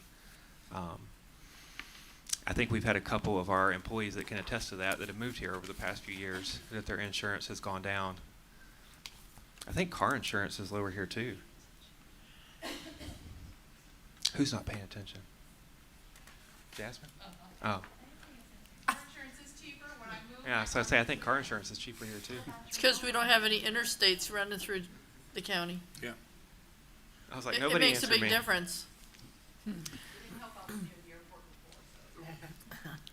So we're getting close to the end of the presentation here, and as we're getting close, I want to go back to the beginning where we talked about our number one budget policy is to take care of what we have, and that's what this slide is all about. What we base our budgeting on and what we base our operations on is taking care of what we have. And somebody's drawing on the screen again. That one was me, and there's no fly involved. No, that's fine. You can draw on them. You can have so circle many things, papers whatever in you here. want. You want to draw like a smiley face on there. Don't But- tell me. I'll be the one. No, you won't. But when we talk about taking care of, there we go, leave it there. Taking care of what we have, this is it. I mean, this isn't everything, but this is a lot of what we do. We have over 40,000 citizens, 14,000 households that we have to provide services for throughout the entire city. We have over 380 employees. We have 88 city buildings now, over 400,000 square feet, over 1,000 vehicles and equipment. I always say this: it is not 1,000 vehicles. That's plus the equipment, weed eaters, lawnmowers, blowers. Our vehicles are closer down to a little over 100, maybe. Over 4,800 traffic signs that we take care of, and that's an operation of 2 people that take care of almost 5,000 traffic signs in our city. 200 miles of streets, 100 miles of paths. When people talk to me too, I always talk about the path system and say, what's interesting about working here is you not only have roads, you have paths, which is just a completely separate and other transportation network that is asphalt that you're having to do on top of your roads, which is already, roads can be difficult for just every community. Justin, can I ask you a question here? Yeah. If someone says to you, how much money do we spend on path maintenance every year, what do you tell them? 3.2? How many? 3.2? 3.2? Thank you. But I did that, it's probably more now. I did that like 3 years ago. That's okay, that's a good number. It may be a little higher now. And I would love to, because I talk about this stuff on here all the time, Justin. Can we get an actual number of the miles of path? Oh, we 'Cause have For it. whatever reason, I had No, 111 I've or something like that. I've got the actual numbers here. I just, it's, whole numbers are better for the presentation. 100.3 miles. Probably more. This was last year. Yeah, Probably a little more with Mill Farms now. okay. But somewhere between like 100 and 102 miles of public paths. There are more, I think there's more than 110 miles when you add in the private paths. Correct. Yeah. Yeah, plus the paths around the golf carts, or the golf courses. But yeah, what we maintain publicly is now over 100. We passed that last year. And I thought we had like almost a little under 400 employees here. Now I see it's 380. Is that the most current number, or is that what we're at right now? Not that I'm asking you to increase the number of employees. I just wanted to know the right number. Changes every day. 380 is about average. Okay, fair enough. I'll read you all these if you want the really specific numbers instead of the. No, I'll just go off the slide. 95 miles of pipe. So that's where we're talking about stormwater pipe. That's not water pipes of the county. That's not sewer pipes of Wassa. That's 95 miles of just stormwater pipe under the ground in our city that we manage. 8,000 drainage structures, 100 detention ponds. Those are public ponds that we manage ourselves. 29 tunnels, 48 bridges. That's another one when I talk with other communities. I don't know of any other communities that have 29 tunnels, especially in Georgia. Like maybe road tunnels, but I was like ours. They always say, "How do you have 29 tunnels?" I was like, "Well, they're path tunnels, but we still have to maintain them." 48 bridges, 40 parks, fields, and rec areas. That's not the acreage. That's just we have 40 parks, fields, and rec areas. We own as a city 2,650 acres that are not right away, and that's, I think I've told you guys this percentage before. We own 18% of the land in this city as an organization. Yep. Yep. That's a lot of land to manage, and that also beyond talking about other cities. That's not usual. It's not usual that a city owns that much land of its own city. That's almost 1 out of 6 acres is owned by the city. And for the record, we're not selling any of it. Yeah. So don't yeah. don't come to us. Well, that's most of it's greenbelt. I mean, some of that's know. parks and our buildings and stuff, but a lot of it's greenbelt. And Jonathan will tell you how fun it is to get dead trees or diseased trees out of some of those greenbelts. Over 80 landscape islands. So that's where we're talking about 5474, the Parkway, McDuff Parkway. Our guys get out there and maintain all these landscape islands. We manage the GDOT highways, not the asphalt and not the traffic control, but we do the landscaping and mowing for them, because if we didn't, it wouldn't look very Peachtree City. And then finally, I've said this before, but the neighborhood entrances, we talked about maintaining them, but just 280 of them. 280 individual actually- neighborhoods. I love it, but it's just, it blows me away when I look at that number. It is 280. 280 exactly. Yeah. Wow. Is Planterra one of them? You guys had No. Planterra Ridge on the last slide. No, we don't. Maybe main- just use theirs Well, because it was so well- pretty and had flowers. We don't do that right there. No, for we don't the- do that one. I don't know who do. So Thank- that thank picture you, is Laura. that Thank picture's a you. remnant Just from 3 saying. years ago. I can blame Hannah. Hannah put that Hannah put that in there a few years ago. No, Planterra's not one of them. Now the one that's left at the entrance to Planterra near the tennis center at the Highway 54, that one is ours. The one that has nothing on it at Highway 54. We might want to take a look at that one. Yeah. that one's ours. It used to be 2, and then someone crashed into the other one. I was gonna say that's the one that someone hit, right? Yeah. And it was like, quote, to do another one. I was like, no, just take it. It doesn't even say anything. Just take it down. But yeah, 280. It's a big number. I mean, we have one crew dedicated to neighborhood entrances. That's all they do. All right, last slide. So what is our path to continued uncompromised excellence? This is just my opinion, my recommendation as city manager. What do we need to do as an organization to continue what we do and how well we do it for our citizens? We need to keep our employee pay at the 85th percentile. That comes back to the CPI and COLA that we showed you guys earlier, and doing another study maybe this year to look at that, make sure we're where we need to be in the market. We need to encourage smart economic development. Notice I said smart. I did not say encourage all economic development. Encourage smart economic development that fits in our city, that is what things that our citizens may want, stuff that will be, businesses that will be good stewards of our city and good partners with us. Investing in safety, personnel, that includes personnel and infrastructure, which I'm very grateful to council that we have done this over the past few years. We just need to continue. Investing in maintenance, that goes back to the slide we just talked about. Don't sacrifice our services, and for me that's not just funding what we do, but the level of services, and part of that comes down to me as the manager and our directors, where we don't need to sacrifice we don't need to just hire who applies for a job, or in Peachtree City we want to be able to choose the best employees. We don't want the bottom of the barrel. We want employees who are going to care about what they're doing and do it well. Utilization of our citizen advisory groups. We just created 2 more this year. So the youth, I was going to say the youth group, but that's like church. The youth council will be coming online later this year. The public art group will as well. I'm not saying we create any more groups. I think we're close to where we should be with those. I don't know if we have the bandwidth to handle anymore, but the groups that we do have, I think we need to continue to utilize them, and I think they have come. I think they've been pluses to the city overall. Like I've been very grateful for some of the things that the Transportation Advisory Group has done. Like they took on that micromobility ordinance to refine some of the things we allow in the past, which really hadn't been looked at in years.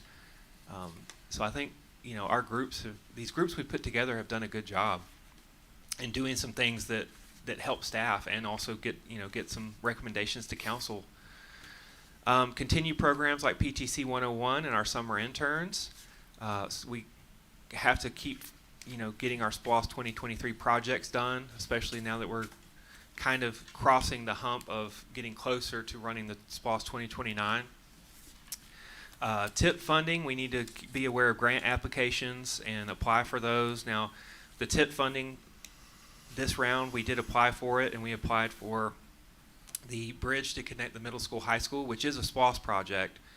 But if we can get funding from that from TIP, we could possibly use SPLOST funds for one of the other projects, like more funds for possibly playgrounds or more paving, things like that. So we think that is a really good application. I can never 100% say we're going to get it. I just hope we do, because I think it is. I think it's what they're looking for, where you're talking about connectivity and getting cars off roads and alternative modes of transportation. I think that's what they look for with some of these funding opportunities. Ordinance and policy updates, that kind of ties in with the citizen groups a little bit, but it also ties in with the Planning Commission, with Shayla, with some things that you all want to look at. I have been impressed that we have went back and looked at some ordinances that needed to be updated and made some changes, and I think we're going to keep that going with the UDO and things like that. The boundary study, annexation study, that should be coming up in the next month or so, I think August.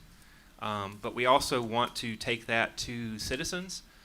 So I think we will probably, bring it before council to review it, and then take it to citizens to look at before you all officially adopt it if you decide to.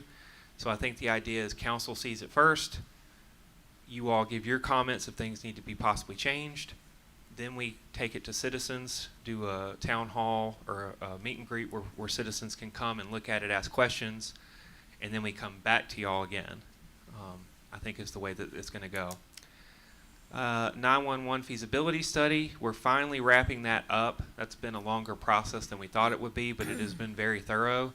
And with the 911 feasibility study, we are going to need a lot of agreement and joint work with the county. Because going back to talking about millage rates, the 911 is run by the county, not by us. But we've taken the initiative to do this because we've seen gaps that just really need to be fixed there. So it's really going to take a joint effort of the county being on board with some of the things that are going to be recommended. Highway 54 corridor study. Once the DLT comes online, we get our dual left turns done at Huddleston.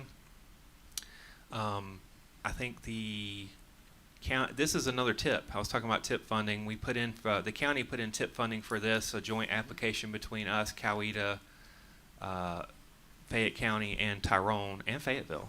I think they all signed on for a further corridor study once the new traffic patterns start, to look into even the future of, because we know the DLT is going to possibly help, but it's not the end-all be-all fix. So they want to look at further things that need to be done down the corridor in the future. And then finally, L-Host. I put this one in because, as I said before, I really support an L-Host. And if we can get an L-Host, I think it's maybe one of the biggest things we could do for our citizens in a long, long time. So I think it's very important that if we can do it, we need to do it. All right, and then finally the budget calendar as we move forward. Tonight is Monday, June 22nd, so we're here now. The next meeting, Thursday, July 9th, which is our regular session in July. It's our only meeting in July. We will hold the public hearing on the proposed budget and CIP. This is not to approve it. It's just to basically hold the public hearing for a future adoption of the budget. And that will be tentatively August 20th, which is the second meeting in August, to adopt the budget and CIP. And also we'll be bringing the CVB and the Keep Peachtree City Beautiful budgets before you that same night. And Stormwater that night as well? stormwater is in the regular operating budget. Okay. Like the enterprise funds are all a part of our proposed city budget. Thank you. CVB and Keep Peachtree City Beautiful are different entities.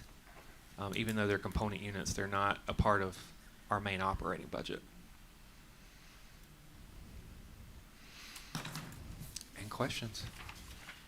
Is it typical to do just one public hearing? And the Believe reason, all right, let me backtrack. The only reason why I'm saying is July the 9th is actually like the week of the 4th of July, and a lot of people take their vacations and go away. And I don't know whether we're gonna see pushback on that, having it that week, whether or not that's, We just do it usually the meeting in July, so it's up to you all. You usually do the second Thursday in July, I believe. So that's when the second Thursday is. So I mean, the date is up to y'all. The 4th is Saturday. yeah, but it's this, The 4th is a Saturday. I get think- what you're saying, I think What if people have Thursday? the 3rd off, not the following week. but I get what you're saying, where people may take a week off of work or Correct. through that weekend to the next. That's up to y'all. Whenever you want to have a meeting. when I was a kid, we always went on vacation the last week of June, first week of July. Just saying. Y'all decide It's, the meeting you know. dates. Last week of June, We just show up. first week of July, I hear you, is the 29th I- and Yeah. the 30th, and 1, 2, 3 prior to Saturday the 4th. But I've already advertised Yeah. that the public hearing is yeah. gonna be on July 9th. That's true. Yeah, your council meeting for July was technically supposed to be on the 2nd of July, but because Right. of the holiday, we pushed it to the following. And we have done that for the last. I'm not arguing that, I'm just saying, I think there'll be a little bit of like, It's not really a Pushback. controversial budget, though, and usually when it's not controversial, you don't really have people that Well, we have two people who are interested. We have two people. I want to sincerely thank you for being here, because if Yeah. you weren't here, I would wonder if we really did advertise this meeting. And it's nice to see the two of you here. Thank you. And if it was optional, I wouldn't be here either. Council, do you have any questions on the budget? Is there anything you're concerned about? Ask away. This is the time to ask those questions. I did have one. Well, I mean, it doesn't really pertain. I have some questions, but they don't necessarily pertain Doesn't directly to matter. this budget. Now is But the time. I was just curious with the stormwater bond. What projects? Is there a list of projects? There's a list of recommended projects from ISE, but it can be tweaked. I know you're going to ask about Luther Glass. Nope, I'm not going to ask Oh. about. That's not the one I complain about. That's the one that I Kim do. complains about. Oh, I complain okay. about the other two, Which Huddleston? Huddleston and Lake Peachtree. Yeah, the lagoons. lagoon. Mhm. Yeah. Two lagoons, hey? Yep. Well, the one Yeah, I say I've heard about that. North and east. I've heard from people Yeah, on that one too. the East Lagoon is the one that has a lot of silt. Two. Whereas- There. Yeah. I know there's two it's- lagoons, but the East Lagoon, does the North Lagoon have a lot of silt too? Well, that's it. A lot. Define a lot, I but know. it's something we need to take a The look East at. Lagoon has dry land. Yes, Is it that does. are those projects ones that would be included in that bond, or would they be done separately? I'll say I think the lagoons on North Peachtree, or North Peachtree, Lake Peachtree. When we're talking about those, it would make sense to do that when we dredge the whole lake. Which is until like what 2030? 2030. Hmm. Those would be But- our responsibilities Yeah. because the county's only going to pay for the main body of the lake. I'm just saying cost-wise, when people are already mobilized out there, that makes the most sense. It does make sense, but they're also really bad. Someone else can ask some questions. Yeah, I have one that I'm going to be a broken record again. You know, we're spending an awful lot of money on maintenance. You know, you've done the city hall, which is 35 years old. We're now going to be doing the budget for the police station, which is also 35 years old. But don't forget, you've got a recreational facility called the hockey rink that's 35 years old. It did not show up, at least I haven't analyzed it, but it doesn't look like it showed up in the budget. And I know that we need some consensus on that, to be able to have it in there. Yeah. But, you know, if we're gonna be taking care of buildings, we gotta take care of all the buildings, and that includes that one too. So the reason that it wasn't showing up in the 27 budget is because the budget amendment was already for this year. So money has been, that $500,000 has been allocated for that project now. So it's there now. Any further monies allocated to that, I think, is a part of looking at enclosing it like you had requested, which we are Right, moving and forward with. actually, the whole structure itself for the building, and we wanna make sure if we can keep it for another 35 years. Yeah. Okay. Part of the $500,000 was shoring up those issues that were pointed out by the structural engineer. Right, those are the inside type buildings. I was looking at the ones that we talked about at the last meeting, which is the roof and the actual, the big pieces of metal that control the weights on the roof. We want to make sure that those stay in good condition. And maybe add more as necessary to be able to withstand putting up siding on that building. But again, I'm being a broken record. You've heard all of this before. Deja vu. Any other questions? Yeah, I have a couple, Madam Mayor. Going back, and first of all, thank you for the work. I know it takes a lot of work to put in a proposed budget and the presentation, so thank you. Going back to the proposed personnel additions, just to confirm, these are the only additions to the budget, or just the personnel? There's no program enhancements or anything like that in other areas? There is, through CPAC, we're adding a technology person that's split 50-50 between fire and PD. Because Okay. so much of everything that they do now is technology, their cars, their ambulances, or Yeah, PD and fire professional services are going up a little bit Okay. to And pay for an outsourced position. outside of the firefighter savings, there's no other savings or cost reductions that we see in this budget? Are those the savings? Is there anywhere else that we've captured savings or program reductions? Yeah. I budgeted we budgeted 2.25% budget savings. So in an expense account, I budget a negative amount that's equivalent to 2.25% of the departmental cost. And every year we've made that.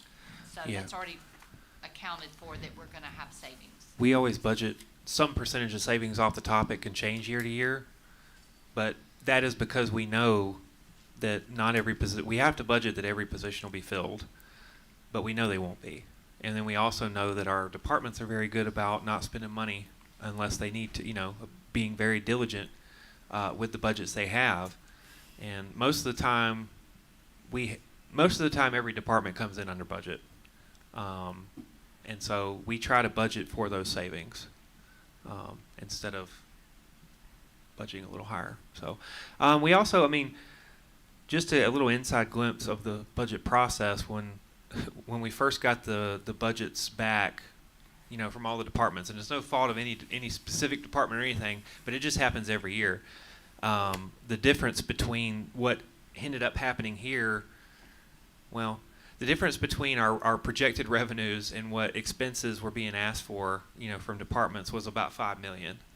And so we had to whittle that all the way down to make a balanced budget. Part of that was us betting on the economy. We had our gas prices estimated pretty high, and we brought them down close to this year's levels because we're just kind of banking on the economy, gas prices going back down. Right.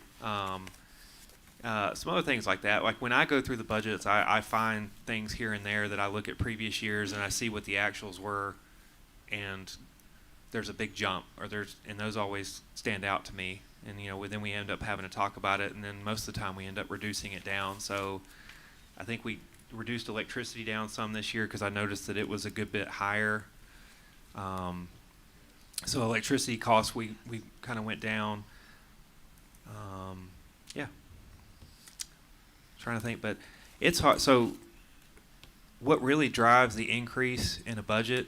Like our departments do a really good job of staying as flat as they can, and they know that is the expectation of me is stay flat. And if you can't, you got to justify why you can't on what's going up, software, price of ammo, whatever it is, they have to justify what that is.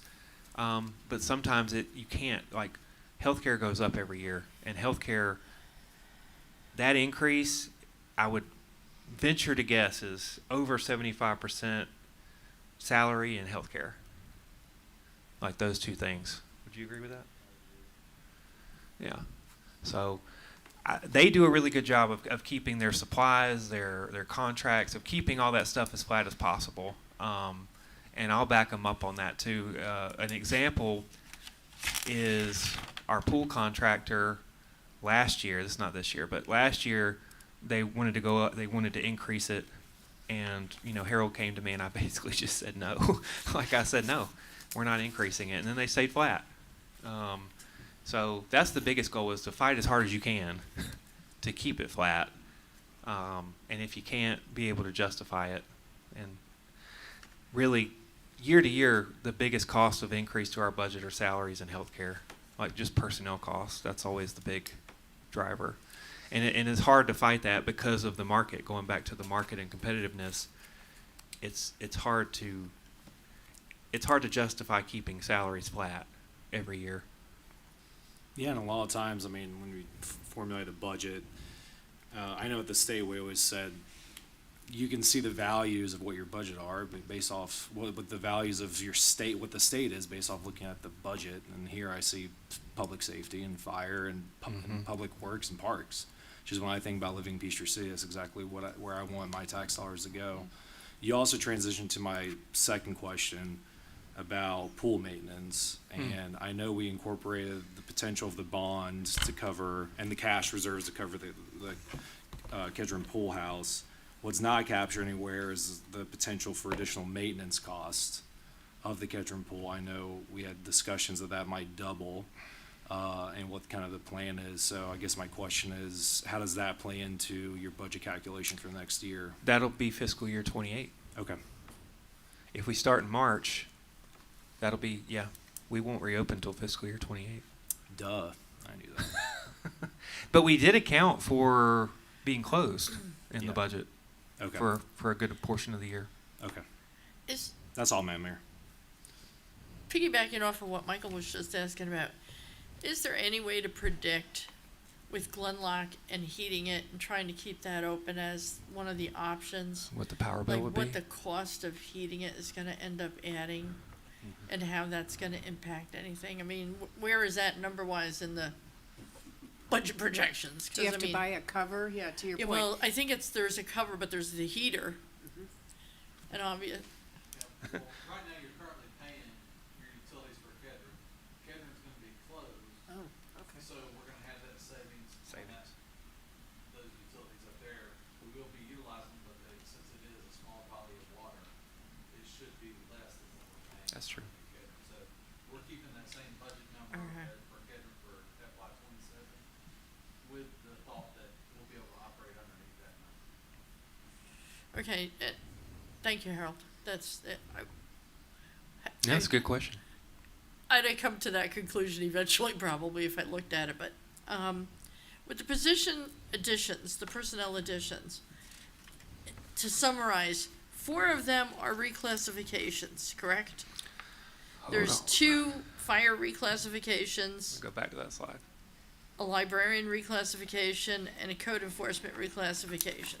So that's not new people, that's just changing their designated, code, what they're, classified as. Correct. And then, so there's the 3 paramedics, 1 EMS training officer, 1 police staff assistant, and 1 planner. Correct. So we're looking at 6 new positions, of which 3 of them are, the. 3 were done. That we're delaying We will not. half a year. Yes, and we Okay. will not have them next year. So there's, for me, we've been funding these firefighters every year, $1 million basically over 3 years, and we won't have to do that next year. This is the last one. So, Okay. but yes, correct. But essentially, it's You're looking this, 5 public safety this positions. adds 6 positions, Yes, of which 6 5 new are head public count. safety. Correct. Okay. And I'll have to get Janet up here to talk with you if you want to take that police staff assistant away. Nobody's I suggesting didn't I know. say anything I about that. was just saying that Yeah. to joke. I was like, I have to get the chief on you. Nobody's suggesting that. I'm think just clarifying, the because police- it's like, no, No. because here's the thing, because, when people look at this list, it's like, oh my gosh, they're adding all these, No. there's 10 positions, designated on this list. Right. I'm just clarifying to help you out. Well, yeah, we always To want to be help- up front, to help even if you it's out. 3 classes. That 6 of them are additional positions, 4 of them are reclassifications. Yes, and if you look at the reclasses And 5 total, of the 6 are public safety. yeah, and when you look at the reclass totals, they're very, minor. Just a little elaboration on the police staff assistant. That is for really open records. I mean, that's what Chief and Assistant Chief Myers have told me is they are getting so many open records requests now, and they have so much data now, like the cameras, all the cameras they have, all that's open record. And so it's taking so much time to go through all the stuff that's being requested that they really need a dedicated position at this point that just does open records requests. Now, if it is a slow time, I'm sure they have other stuff they can do as well. But I know what's driving this is open records requests. Yeah, and some of those open records requests with the police videos, I've actually seen show up on some of the YouTube channels that I watch. And our officers did fine. Yep. Questions? Any other questions? Great budget, great presentation. Oh, I did remember what I was going to say when we were going over the. No, we were done. No, when we were going over this. When we were going over this, we were talking about council not wanting to, go. I say Kelly and I are that way too. Kelly and I would not recommend this or this unless we thought What are you pointing to? Wait, you went too fast. Would not this recommend what? 6 million or a bond. We wouldn't be recommending these things unless we knew that we would be fine. And of course, in future years, you know, we will not let us run operational deficits. We won't, you know, I'm okay if it's like 1 year and then we know we'll pick it back up the next, but we are not the kind of staff that's going to, you know. Unless you buy a piece of property. We're not the staff that's gonna let, you know, the fund balance or a consistent deficit be the normal in the city. Well, Anyway, I am glad was that what you, I was gonna say. I am glad that you outlined the reason for separating out and showing it as a separate item and not as part of the proposed budget, because I think that some people would look at the numbers with the 6 million in there and just compare it to current year, and I know as a citizen, I'd have been coming up here saying a few things, so. And it also makes it easier when you have your original budget and the original budget doesn't include that, then your Right. amended budget, it gives you a good reason to explain that. to the and auditors. Highlights, yes, to the Yeah, auditors. I But do that's- like the fact that for continuity from year to year, it's easier to explain that, you know, what's going up as relates to cost of living and some of the other adjustments. It is adding 6 new positions, but, you know, it's, And I a lot spelled of the rest- librarian a lot of the wrong, I rest of have to it is- confess. You did? huh? Yep. I spelled librarian wrong. No, Lot you better didn't. Gosh, you you- Oh, I gave yourself- see it. Here you go. Nice. All right, R. council, There's any an other R right there questions? now. No, No, that doesn't I'm work. good. Any comments? Yeah, I want to have just a couple of closing remarks. You know, this is a massive undertaking every year. And we do, like I've highlighted to you all, we actually do this a lot earlier in our cycle than a lot of cities or counties do this. We're having meetings right now the same time as Fayetteville, and their fiscal year is about 2 months ahead of ours. And part of that is because, number one, we've kind of done it this way a long time, so we're used to it. But I think it comes back down to the Peachtree City too, where we want to get stuff in front of our citizens and our council as soon as we can, and not try to rush things. For if there are questions or citizens are interested in looking at it. So I'm very proud of the process we have with this. I'm proud of our departments for being diligent with their budgets, for coming in under their budgets most years. For taking public finance and public dollars very seriously, and doing what we need to do to serve our citizens and not no more than we really need to do. I'm very proud of Dustin and Kelly here, who put this whole thing together. They go through and help me with the PowerPoint. They put the big books together that are in front of y'all.